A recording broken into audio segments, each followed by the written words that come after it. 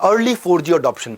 इन्होंने क्या किया, ये क्या करते हैं, जो अडॉप्शन कर्व होता है उसमें ये हमेशा अर्ली अडॉप्शन में बिलीव करते हैं। शुरू में अडॉप्ट कर लो ताकि मोटा प्रॉफिट शुरू में कमा लो और उसके बाद जब तक मार्केट सैचुरेट होगी अपन बहुत अच्छा चले जाएंगे। मित्तल को अपने नेटवर्क की तरह फास्ट नहीं बल्कि फर्स्ट भी रहना था। जहां सब लोग आगे खतरा देखकर अपनी गाड़ी वापस मोड़ रहे थे, ये सबसे पहले पहुंच के मार्केट को फोड़ रहे थे। फर्स्ट रहने में बिलीव करते हैं। Number 1 telecom company. Airtel was always ahead of competitors. पहली कंपनी थी जिसने 4G स्पेक्ट्रम 2010 में लिया। 4G को 2010 में लेने के बाद 1-1.5 साल में जब तक काम चालू होता है, 2015 तक ये पहली कंपनी थी जिसने 4G लॉन्च भी कर दिया। बहुत मुश्किल होता है कि 3-3.5 साल के अंदर लॉन्च कर देना। और फास्टेस्ट 4G स्पीड लेकर के आया 2016 में। बाकी कंपनियां 4G जियो के बाद लॉन्च कर, टेलीनॉर, वोडाफोन, BSNL, आइडिया, इन्होंने जियो के बाद 4G में गए। ये सबसे आगे रहे क्योंकि ये हमेशा आगे की सोचते थे। एयरटेल ने क्या किया, एयरटेल ने मार्केट लीडर थे 2G और 3G के, लेकिन साथ साथ 4G की तैयारी साथ साथ करते चले जा रहे थे। टेलीनॉर, एयरसेल, MTS, बहुत सारे नेटवर्क थे, वो अभी तक 2G पे ही स्ट्रगल कर रहे थे क्योंकि 2G में बहुत पैसा डाल चुके थे। एयरटेल ने क्या किया, स्वीडन की और फिनलैंड की, स्वीडिश और फिनिश कंपनीज को साथ में लेकर के आए। 3G और 4G की एक्सपेंशन डील उनके साथ साइन करी।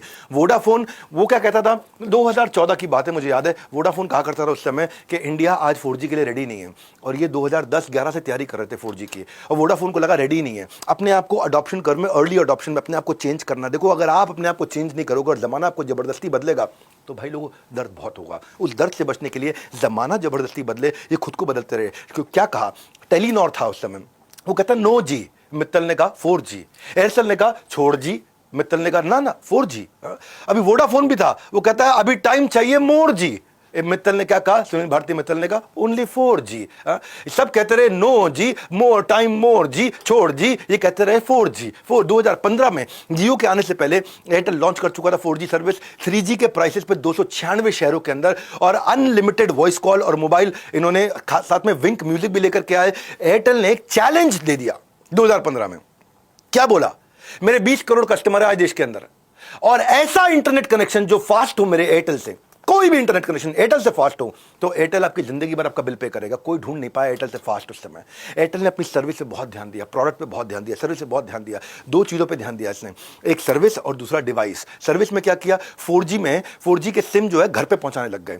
4G के सिम अभी चेंज कर लो, घर पे पहुंचा रहे, फ्री में पहुंचा रहे थे। आप खाली टेक्स्ट कर दो या ट्वीट कर दो एयरटेल को, एयरटेल 4G सिम आप कुछ ही घंटों के अंदर, 4 घंटे के अंदर आपके घर पे पहुंचा देगा। और दूसरा डिवाइस के साथ में काम शुरू कर दिया, फ्लिपकार्ट के साथ में पार्टनरशिप किया, 4G के ईजी ट्रायल करने शुरू कर दिए सैमसंग के साथ में। सैमसंग का कोई भी शोरूम होगा वहां 4G ट्राई करके देखो। आप कन्वीनियंट सिम को स्वैप कर दो, किसी और की सिम में मेरी एयरटेल की सिम ले लो, मैं आपको पैसे।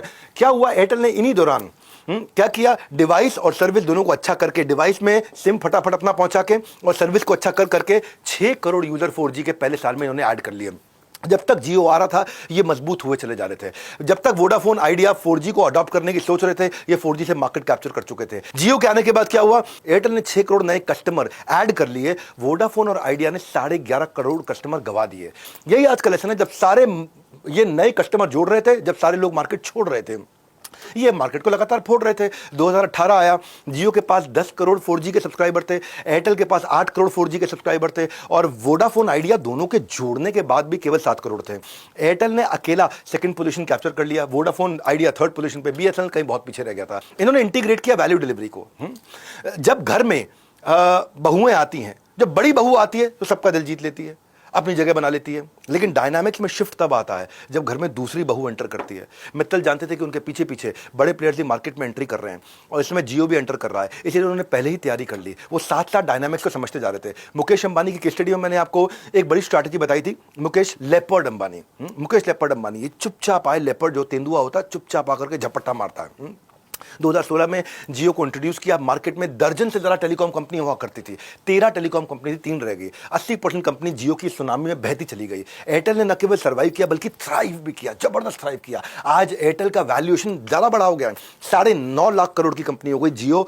सारे के सारे जियो की सारी सर्विसेज मिला करके, पूरा जियो को मिला करके 8.5 लाख करोड़ का रह गया। 1 लाख करोड़ ज्यादा आगे निकल गया मार्केट कैप के अंदर। इतनी बड़ी वैल्यूएशन हो गई एयरटेल की। जहां सब मार्केट छोड़ रहे थे, मित्तल जियो को पीछे छोड़ रहे थे, लेकिन ये किया कैसे, अब इसको और डेप्थ में जाओ, एयरटेल ने वो किया जो बाकी कंपनीज ने नहीं किया। वो क्या किया? Integrated value delivery model, integrated value delivery. Airtel ने क्या किया? कंटिन्यूअस डाइवर्सिफिकेशन करता रहा। डीटीएच टेलीविजन को कैप्चर कर लिया भारत के अंदर, म्यूजिक के लिए विंक लेकर के आया, ओटीटी भी साथ में फ्री देना शुरू कर दिया एयरटेल एक्सट्रीम के अंदर, वाईफाई साथ में देना शुरू कर दिया एक्सट्रीम फाइबर के अंदर। फाइबर वाला वाईफाई बहुत तेज हुआ करता रहा, बहुत तेज हुआ करता रहा। एयरटेल पेमेंट ला दिया, एयरटेल माई फैमिली ला दिया, पूरा परिवार इकट्ठे चार्ज करे, सस्ता पड़ जाएगा। पापा मम्मी दादा दादी पोता पोती सारे के सारे, बहू बेटी सबके सब मिलकर के पूरा फैमिली के अंदर घुस जाए। एयरटेल की हेलो ट्यून्स देनी शुरू कर दी, नई नई ट्यून्स देनी शुरू कर दी, एयरटेल थैंक्स दे दिया। बाकी के साथ लफड़ा ये था, ये सेलुलर सर्विस में लगे हुए थे अभी तक। वो एयरसेल था, एमटीएस था, टेलीनॉर था, बीएसएनएल था, एमटीएनएल था, ये सब फोन पे बात करने वाली सर्विस में लगे हुए थे, सब पीछे रह गए। इन्होंने टेक्नोलॉजी में इनोवेशन लेकर के आए सुनील भारती मित्तल। इन्होंने क्या किया? 4G की टेक्नोलॉजी जो LTE वाली होती है, या फास्ट वाईफाई जो मैंने बताया, वी फाइबर विदेश से लेकर के आए वो टेक्नोलॉजी, माई एयरटेल ऐप लेकर के आए। बाकी जितने कॉम्पिटिटर थे कोई टेक्नोलॉजी में एडवांस ला ही नहीं पाए, कोई एडवांस ही नहीं किया, आगे बढ़ नहीं पाए। अपने प्रोडक्ट को कंज्यूमर के लाइफस्टाइल में घुसा दिया, कंज्यूमर की जिंदगी में घुसा दिया। कंज्यूमर करता क्या है, मैं कैसे उसकी जिंदगी में ऐसा घुस जाऊं, ऐसा स्ट्रैटेजिकली एंटर कर जाऊं कि कंज्यूमर लंबे समय तक मेरा प्रोडक्ट इस्तेमाल करते रहे और किसी और के बारे में सोच ना पाए, अपना रिश्ता तोड़ ना पाए। मुझे छोड़कर अगर तुम जाओगे तो बड़ा पछताओगे, बड़ा पछताओगे। ऐसा कैसे कर दूं मैं? कॉम्पिटिटर जहां अटक गए, मित्तल सबको वहीं पटक गए, उधर ही धोबी पटका एकदम। इनका मोटिव था कि कस्टमर को रिस्ट्रिक्शन नहीं, ऑप्शन दो। और क्या ऑप्शन दो? जहां सारी कंपनियां तबाह हो गई, कौन सी? Aircel, MTNL, Telenor, BSNL, Vodafone, Idea, सब तबाह होती चली गई। बीएसएनएल 32,000 करोड़ का लॉस कर दिया 2016 से 19 के बीच में। वोडाफोन आइडिया 2016 से 19 के बीच में 16,500 करोड़ का लॉस कर दिया। लेकिन एयरटेल 16 से 19 के बीच में जहां जियो एंटर कर चुका था, तब भी ये 15,000 करोड़ का प्रॉफिट किया। एयरटेल ने जितना कमाया बाकियों ने उतना ही गवाया। कंसोलिडेशन हुआ, सारा मार्केट जियो और एयरटेल के पास आ गया।